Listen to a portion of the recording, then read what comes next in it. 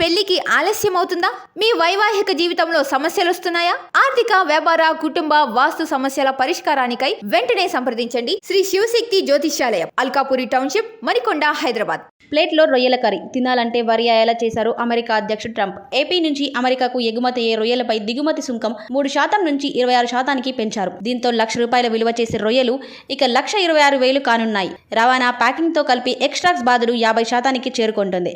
ఇక రొయ్య ధర కేజీ ₹30 నుంచి ₹50 వరకు తగ్గించి చేస్తే రైతుల గుండెల్లో మరో గుణపం గుచ్చారు ఎక్స్పర్ట్స్. దీంతో రొయ్య రేటు ఒక్కసారిగా పడిపోయింది. అమెరికా పెంచిన ట్యాక్స్ ఈ నెల 9 నుంచి అమలు కానుంది. రొయ్యల సాగు ఎగుమతుల్లో ఏపీ అగ్రగామిగా ఉంది.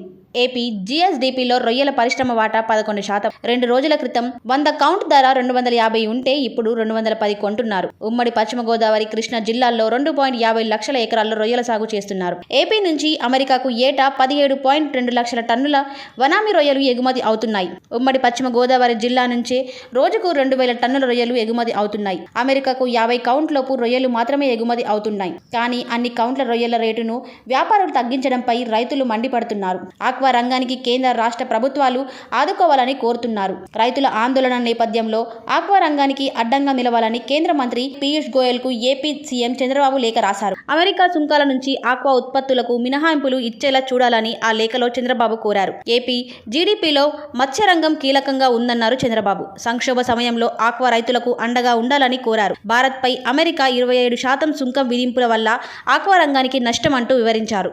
ప్రభాత సూర్యుడు జాతీయ తెలుగు దినపత్రిక. ప్రతి అక్షరం నిజం వైపు. నిజం దాగదు, వార్త ఆగదు.